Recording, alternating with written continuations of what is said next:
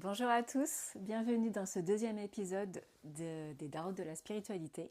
Bonjour Elisa, Coucou Audrey. et je suis ravie de te retrouver pour ce deuxième épisode. Et donc pour ce deuxième épisode, on voulait, le sujet vraiment de ce podcast, parler de la spiritualité dans le quotidien. Exactement, parce que Comment ça se concrétise, comment ça se passe concrètement dans le quotidien. C'est quoi la spiritualité en fait? c'est ça. C'est quoi la spiritualité dans la vie, De tous les jours. de tous les jours? C'est ça qui nous tient à cœur. Comment on fait pour être spirituel sans passer sa vie dans un ashram en Inde ou... Voilà, ou penser que ça va être des moments où on va méditer. Enfin voilà, il n'y a pas besoin d'être en méditation Oui, voilà, sans 8 heures s'infliger par une jour. routine Il n'y a terrible pas quotidienne. besoin de manger bio ou végétarien. Il n'y a pas besoin, enfin je sais pas, tous ces petits trucs qu'on associe plutôt pour moi au bien-être. Euh, c'est pas forcément ça la spiritualité. Ouais, exactement. Et il n'y a pas forcément de mode d'emploi, contrairement au développement personnel qui va te Mm, promettre avec beaucoup d'outils, de boîtes à outils, de méthodes, mais qui sont en fait des éléments qui sont extérieurs à nous. mm, Et ça va te promettre un mieux-être ou une transformation. Et ben, la spiritualité, c'est pas la même chose. carrément. Ouais, c'est pas, enfin, pour moi, du tout, c'est même pas ça. D'ailleurs, c'est pour ça qu'il y a quelques temps, j'ai fait un peu un rejet de tous ces trucs de développement personnel.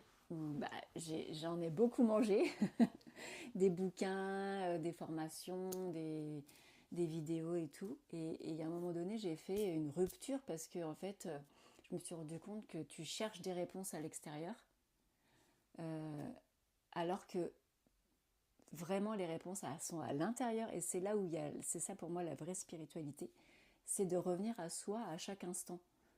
Et c'est pas d'aller chercher des solutions extérieures dans des bouquins, dans des vidéos, dans des formations et dans tout un tas de choses qu'il y a à vendre. En fait, c'est gratuit la spiritualité. Bah oui. Et c'est juste être, pour moi, c'est vraiment être ici et maintenant, le moment présent et de revenir à soi. Mais alors, est-ce que tu peux me raconter, parce que toi comme moi, on a beaucoup cherché à l'extérieur. Mm, Et je regrette pas une formation que j'ai faite et voilà et toutes les rencontres et tout, ça m'a nourri, j'en avais besoin à l'époque. Mais je fais le même constat que toi. Mais je pense que ça peut être intéressant mm. que tu racontes ton parcours spirituel justement. Qu'est-ce qui, les grandes étapes peut-être mais de façon très concrète. Tu vois, bon, dans le premier épisode, on se présente, donc on va pas revenir là-dessus. Mais à quel moment tu t'es dit, ouais, là, cette formation-là, enfin, tu vois ce que je veux dire. Oui, oui, je vois ce que tu veux dire. En fait, comme toi, je regrette absolument pas d'avoir fait les formations que j'ai fait. En fait, pour moi, le développement personnel, c'est quelque part le premier pas que tu mets Oui, c'est ça. pour aller dans la spiritualité. Donc, évidemment que quelque part, on est un peu obligé de passer par là. Encore que Peut-être peut-être pas tout pas, le monde. sûrement pas. En tout cas, toi et moi, on a eu besoin Mais de on est passer par passé là. par là. Voilà. Mais je pense que parce que quand tu mets un pied là-dedans, c'est juste fascinant. Il y a tellement de choses passionnantes. Tu as trop envie de tout explorer. Donc, c'est déjà, je pense, c'est un peu une soif de connaissance, de savoir qui te permet de rentrer là-dedans. Et puis après, en expérimentant, en fait, tu te rends compte que il y a pas, c'est pas que comment dire, que de l'accumulation de savoir. Il y a aussi à expérimenter Ouais. et l'expérience, elle se fait vraiment en soi. Oui, c'est ça, parce que moi, le mot qui me vient quand tu parles de tout ça, et ce que moi j'ai vécu aussi, parce que j'ai été une boulimique de bouquins, de formations, de stages, de séminaires, de retraites dans tous les sens, dans tous les coins de la France. En fait, si je suis très honnête avec moi-même, ce sont des distractions. Mm. Donc moi, ça m'a créé beaucoup de joie, mais quand aujourd'hui, même en séance, je sors un pendule ou des baguettes ou quoi, je le dis avec beaucoup d'autodérision à mes clients, je dis ce sont mes jouets, voilà, C'est ce ça. sont des distractions. Et ça me fait penser justement à un post que j'avais fait sur Instagram que pour moi, un peu tout ça, l'astrologie, les cartes, enfin toutes ces techniques, je me posais la question si ça nourrissait pas plutôt l'ego, ce qu'on appelle un peu l'ego spirituel, où on a besoin de dire, bah regardez, moi je sais lire ça, ou je sais utiliser un pendule, ou ça me confirme des choses, alors que bah, si tu reviens vraiment à l'intérieur de toi, t'as pas besoin de tout ça. Ça, c'est sûr. Moi, je sais que j'y prends beaucoup de plaisir encore, donc c'est un peu comme m'acheter une fringue. Voilà, c'est Ouais. pas très utile, vu que j'en ai déjà, mais ça me fait plaisir. Je le prends comme ça, tu vois. Mais là où ça peut peut-être nourrir l'ego, c'est quand tu confonds, euh, quand tu crois que tu es à l'origine Oui. de la réponse que tu vas donner à la personne, du soin que tu vas prodiguer, du truc. Et c'est là où la spiritualité elle intervient, c'est de renoncer d'être à l'origine de quoi que ce soit Mhm. et de reconnaître que tu es le canal, le siège, le véhicule de quelque chose de plus grand, que moi j'appelle le vivant. J'aime Mhm. bien donner cette force de vie là. Et que oui, il n'y a pas 12 000 chemins, c'est de rentrer en soi, d'être au moment présent, d'être en présence en fait, d'être Mhm. attentive Mhm. à ce mouvement intérieur, qui se passent les choses les plus extraordinaires, mais dont mon ego n'est absolument pas à l'origine. Mhm. Après, c'est vrai que pour revenir aux pendules ou aux oracles ou des choses comme ça, c'est des outils qui peuvent être utilisés. Mais je pense qu'on les utilise, bah, comme tu dis, pour le fun, c'est sympa et tout. Et aussi peut-être parce qu'on ne se fait pas très confiance. Au début, oui. Hein. En Donc ce qui c'est me vraiment concerne, pour se oui. dire, ah Ça bah le rassure. pendule il a dit oui, le pendule il a dit non, donc c'est bon, je peux faire ci, je peux faire ça. Et même parfois, moi j'ai fait les cartes, double check au pendule, Voilà. triple check à Attends, l'antenne de t'es l'échelle. sûr. Voilà, c'est ça. Donc vraiment pour quand on se pose une question et qu'on ne sait pas et qu'on veut une confirmation, alors qu'on sait déjà en fait quelque part la réponse Mm. et que finalement le pendule, la carte, l'antenne a bien confirmé ce qu'on sait déjà. Ou nourrir ton ego qui voudrait savoir mais qui se trompe souvent. Et c'est là où c'est pas évident. Ouais. Oui, mais du coup, tu as un peu. En général, toi, tu as la réponse que tu as envie d'avoir. Bah, c'est ça, parce que la spiritualité, c'est courageux. Mm. Je pense que ça demande beaucoup de courage, parce que ça oblige à aller dans des zones, à traverser des zones pas toujours très jolies à l'intérieur de nous.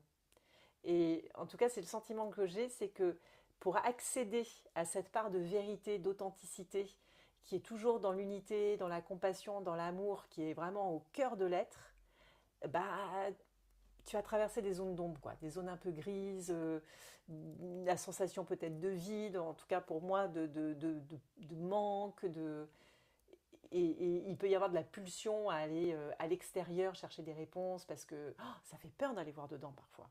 Ah bah oui, Ça bien peut, sûr. ça peut être très inquiétant. Mm. Mais il y a pas 12 000 chemins. Hein. Tu es Ah, obligé d'aller voir là-dedans. ah bah en fait, si la réponse, elle est là, quoi. C'est ça. Mais Tu peux chercher toutes les réponses que tu veux à l'extérieur. mm. La réponse, elle est à l'intérieur de toi. Et il y a beaucoup de... Je pense à des grandes discussions que j'ai avec ma sœur et elle me dit souvent, mais comment je peux savoir si la réponse que j'ai, elle vient de mon cœur, enfin ou en tout cas de la part de moi qui est vraie, ou de mes peurs. Si on réduit les choses à... Il y a deux grands espaces en nous qui nous Mm. mettent en action. Mm. Un espace de peur, Mm. on peut appeler l'ego, machin, et un espace d'amour. Mm. Donc observer si ma réponse elle est engendrée par l'espace en moi qui a peur ou si elle est engendrée par l'espace en moi qui est amour, c'est pas toujours évident. Ouais. Et même j'ai posé la question à un prof que j'ai de je sais pas quoi, qui m'a répondu, parce que je lui ai posé comment je peux savoir. Mm. Il m'a dit tu peux pas savoir. J'ai bien aimé sa réponse. Mm. Tu peux pas savoir. Tu le sais après. Une fois que tu as fait le choix, c'est ça. Une fois que tu as fait le choix, et même parfois longtemps après. Est-ce que c'était porté par mon ego ou porté par le cœur? Et en fait, derrière ça, je me demande même si quelque part, même si c'est l'ego, en fait, au fond, Bah oui. ça reste... Bah parce que pour moi, quoi qu'il arrive, comme on dit, tout est juste. Oui, C'est vrai. bah oui, Même si c'est porté par l'ego. Bah, c'est que la réponse que tu as besoin de l'expérimenter c'est ça. pour te rendre compte que ça va pas et que. Enfin, tu vois, quoi qu'il arrive, c'est bien en fait, quelque part. Bah c'est ça.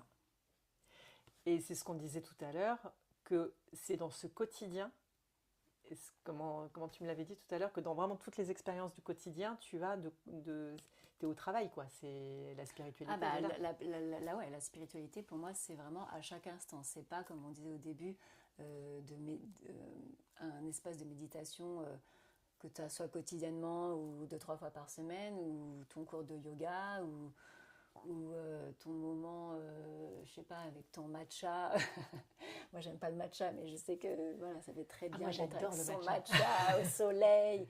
Et genre, tu as l'impression d'être dans un moment spirituel, mais en fait, c'est pas du tout ça, quoi. Pour moi, c'est vraiment être au quotidien, et c'est un travail, en fait, de chaque instant, de chaque seconde, de ce qui t'arrive, arriver à revenir en toi. Et en plus, je pense que le moment où tu es le, la plus grande expérience ou la plus grande leçon que tu peux avoir en termes de spiritualité, c'est quand tu es en conflit, en fait. Quand tu es en conflit avec quelqu'un et que tu arrives à être dans ton moment présent, à l'intérieur de toi prendre le conscience de dire qu'est-ce qui est en train de se passer, donc de faire une espèce De petits pas de côté. de pas de côté, là, de dézoom de la situation, et de regarder ce qui se passe tout en continuant, toi, avec ton mental, à être dans l'action. Mais tu as quand même une espèce de dédoublement. Je ne sais Ouais. pas comment, si Ouais. tu vois ce que je veux dire, mais Une prise de hauteur, là, d'un voilà, coup. tu te vois, toi, agir comment tu fais. Tu vois comment l'autre il agit, tu te vois agir. Et c'est là où tu dis, ok, je reviens en moi. Et les choses, elles s'apaisent, en fait. Ou en tout cas, toi, tu gères bien la situation. Mais oui, parce que cette force de vie, elle a besoin de notre présence, de notre attention pour pouvoir établir l'harmonie. Parce que cette force de vie, c'est la force qu'on retrouve dans la nature, elle tend à l'harmonie et à la paix. C'est l'état naturel des choses, en fait. Mais si on n'est pas présent à ce qui se passe en nous, elle ne peut pas agir. Et comme tu dis, mais c'est paradoxal parce que ça demande de faire un pas de côté, de dézoomer, donc de prendre de la hauteur C'est ça. pour être présent. C'est quand même assez étonnant, ça. C'est ça. Une espèce de mouvement. Mais la spiritualité est souvent très paradoxale. Hein. Oui. D'ailleurs. Donc ça. il faut s'écarter pour être plus présent à soi. Faire un pas de côté pour dire, ok, qu'est-ce qui se passe à l'intérieur de moi, mais sans vouloir forcément quoi que ce soit, juste être présent. C'est ça. Et Sans vouloir changer quoi que ce soit, mais ouais, vraiment revenir à soi. Sans se et juger. Pas être à l'extérieur. Et sans non plus se taper dessus en disant, oh là là, je suis vraiment pas une personne spirituelle parce que je suis en train d'insulter ma voisine et que vraiment je suis pas une bonne personne. ou moi caissière, ou voilà, j'en sais rien. Mais parce que moi je peux avoir tendance aussi à me juger quand je déraille, quand je dérape. Ouais, mais est-ce qu'on dérape quand tu insultes, si tu te fâches en fait, Ça c'est un sujet on a parlé, donc c'est hyper intéressant. Est-ce qu'on dérape quand on se met en colère? Et en fait, je ne pense pas. Ouais. S'il y a... Après, ça dépend de la situation, mais... Il faut prendre des exemples concrets. Par exemple, on parlait juste avant d'enregistrer de ce post que j'ai vu sur Instagram, Bulletin des étoiles, on l'a cité, qui est super, une astrologue humaniste, et elle parle de la violence à Gaza et de comment à un moment donné, on ne peut pas être spirituel sans être touché par ça, sans dire stop à la violence, quoi. Et toi, tu m'as fait rappeler cet épisode du Nouveau Testament où Jésus se met en colère avec les marchands du temple et pète tout à l'intérieur. Et on en a parlé ensemble, on disait, bah, en fait, oui, il y a un moment donné, il y a des projections extérieures qui parlent de nos ombres intérieures, de nos conflits intérieurs, mais il y a aussi des choses qui ne nous concernent peut-être pas directement et qui demandent une prise de position, qui demandent le courage de dire stop, stop à la violence. C'est ça, de poser ses limites et d'avoir le courage, ouais, comme tu dis, de forcément pas être compris en fait. Oui. De pas forcément être compris ou même d'être rejeté. Oui. Mais quand tu te rends compte quand même que dans l'action que tu as eue qui pourrait sembler être négative, parce que tu n'es pas resté bienveillant, ou tu n'es pas resté poli, ou tu n'es pas resté calme, Et ben en fait c'est pas non spirituel, tu vois, c'est pas que l'ego qui a parlé, c'est au contraire, c'est c'est c'est un stop, c'est une limite, et c'est aussi je trouve qu'il y a aussi le côté de mettre de la lumière sur l'ombre. Oui, Je te vois en fait, je ne te fuis pas, je te vois et j'ai pas peur de te de te mettre au grand jour que t'es de, pas une bonne personne ou que la situation n'est pas correcte, de te dévoiler. de te Ouais, dévoiler. ouais. Et en fait, c'est un peu ça, c'est la lumière qui met le projecteur sur une situation, sur une personne qui est pas correcte. Tordu, quoi. Ouais, Ouais. Ah ouais, ça c'est beau ça. ouais. Et ça demande, ça je suis complètement d'accord, ça demande beaucoup de courage. Moi personnellement, j'ai un gros problème avec le conflit et je sais que ça c'est quelque chose qui est difficile pour moi. Mm, Je peux le sentir par moment, mais j'ai toujours l'ego me rattrape en mettant de la confusion dans mon esprit mm, et à la fin je sais, j'ai toujours du mal à savoir est-ce que c'est peut-être que en fait c'est moi qui ai tort, mm, je suis pas vraiment sûre, est-ce que c'est mm, mm. vraiment tordu ou pas ce truc-là, enfin. Et donc ça demande du courage et ça demande d'être une grande verticalité Mm. intérieure, je trouve. Bah, moi, je sais que, par exemple, alors je sais pas si j'ai une grande verticalité Ah intérieure, si, c'est pas ça que moi je trouve que tu étais très très verticale, Audrey. mais c'est que j'ai enfin, j'ai dans mes valeurs la notion de cohérence et de bon sens, ce qui me permet d'analyser euh, assez rapidement une situation quand je vois que c'est pas juste en fait. Mm, Et alors, c'est pas que j'aime pas le conflit, mais par contre, je le fuis pas. mm. Et si je vois qu'il y a vraiment une situation qui est pas juste, ou même je me souviens des situations même qui ne me concernent pas, Ouais, un peu d'équité. Je me souviens dans mon ancien boulot où je trouvais qu'il y avait des choses qui n'étaient pas justes pour d'autres employés. En fait, je ne pouvais pas me taire en fait. Donc je disais, mais pour moi c'était parce que ils n'étaient pas cohérents, il n'y avait pas de bon sens et j'analysais le truc et en fait bah oui, c'était c'était c'était c'était correct que j'intervienne quoi. et ça, ça me fascine chez toi, je trouve ça extraordinaire. Pour moi, c'est une compétence incroyable. Non, mais si, c'est vrai parce que c'est quelque chose qui est très difficile pour moi. Ouais ouais. Et j'essaye de comprendre pourquoi, parce que je pense que t'es branché sur ton cœur, parce que elle est là la clarté en fait. Mm, Quand tu parles depuis ton cœur, tu te poses pas la question. mm, Est-ce que non mais c'est peut-être moi qui ai tort, mm, nanana. Dès qu'il y a de la confusion, et ça je le sais aujourd'hui, mais néanmoins ça m'arrive encore, c'est que t'es pas dans ton cœur, t'es dans ton mental. mm, mm. Et donc je pense que t'as une espèce de muscle là assez fort, de réflexe qui te ramène au cœur. Tu sais faire ça, voilà. Peut-être dans l'expérience de vie, de toute façon, c'est. Ouais, bah, toi, quand tu disais tout à l'heure, comment tu sens à l'intérieur de toi si c'était l'espace de peur ou d'amour, Ouais, bah, moi, pour ma propre expérience, en fait, si j'ai deux choix face à moi, un choix, bah, je sais que si je fais ce choix-là, bah, je sais que c'est pas le bon choix, je vais vraiment le sentir, alors que par exemple, quand c'était le Covid, par exemple. oui. Prenons des exemples Voilà, concrets. prenons des exemples concrets. Quand c'était le Covid, qu'il fallait se faire une autorisation de sortie, à s'autoriser à sortir soi-même, Oui. pour moi, c'était non, mais en fait, jamais quoi. Et donc, j'ai deux choix, je me fais une autorisation ou je m'en fais pas. Et Ouais. donc, c'est face à ces deux choix, quelles sont les conséquences? Soit je me fais contrôler, j'ai une amende, soit je circule librement et on m'emmerde pas quoi. Ouais. Ben, en fait, dans ces deux choix, bah, le choix de choisir de faire cette attestation à l'intérieur de moi, mais c'était comme si j'étais enfermée en fait. Mais en plus, vu que j'ai ma notion liberté, ma valeur liberté, Ah, ah comme si ouais. on m'enfermait et qu'en plus il y a cette notion de cohérence qui n'est pas cohérente pour moi, tu vois, c'est pas Ouais. cohérent de faire ça et en plus on t'enferme quoi. Donc là, les deux trucs. Et donc tu sens que c'est crispé, ça va pas. Rien que de t'en parler, ça me fait des frissons en Ah fait, ouais. je me sens pas bien. C'est vraiment physique en fait. Ouais. Et D'accord. alors que l'autre, ok, je fais ça et je prends le risque de me faire contrôler, et ben là, il n'y a pas de problème en fait. Je prends le risque. Ok. Parce que je suis alignée avec moi et je préfère prendre ce risque. Et d'ailleurs, c'est arrivé, je me suis fait contrôler. Ouais.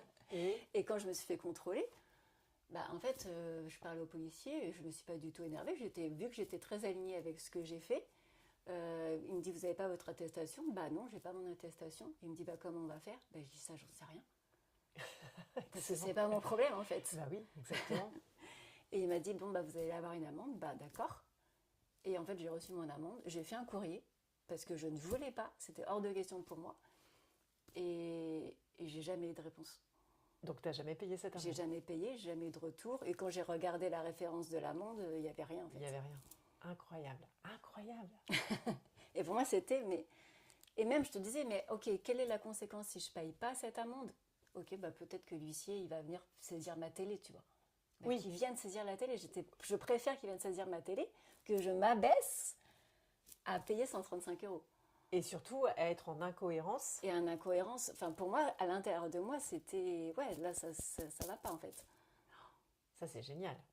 Donc je préfère ça et la citation que je disais tout à l'heure, Ah oui. il vaut mieux être critiqué pour ce que l'on est, parce que du coup, forcément, quand je disais ça, j'avais autour de moi, mais Audrey, si tu payes pas ton amende, tu vas avoir des majorations, tu vas avoir ceci, tu vois, toutes les peurs qu'on t'envoie. Ouais.